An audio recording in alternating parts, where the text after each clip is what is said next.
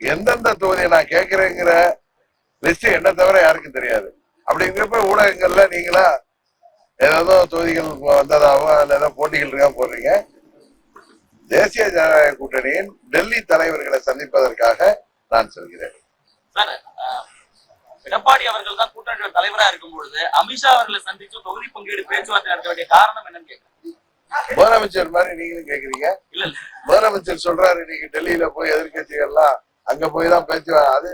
அது உண்மை அல்ல. குறிப்பாக அம்மா மக்கள் முன்னேற்ற கழகத்தை பொறுத்தவரை எங்கள் கூட்டணியின் தமிழ்நாடு தலைவர் திரு இபிஎஸ் அவர்களுடன் தொகுதிகள் பங்கீடு சம்பந்தமாக நாங்கெல்லாம் ஏற்கனவே தேசிய ஜனநாயக கூட்டணியில் இருக்கிறத உங்கள் மூலம் தமிழ்நாடு முதல்வருக்கு தெரிவித்துக் கொள்கிறேன். என்டிஏ ஆல் இண்டியா தலைமை யாருன்னா பிஜேபி. அதில் முக்கிய தலைவர் மாண்புமிகு உள்துறை அமைச்சர் அமித்ஷா அவர்கள். அவர்களை நேற்று அண்ணன் இபிஎஸ் போய் சந்தித்து வந்திருக்காரு. எனக்கு இன்றைக்கு வர சொல்லிய அழைப்பு என்பது 4 நாளுக்கு முன்பே வந்த அழைப்பு.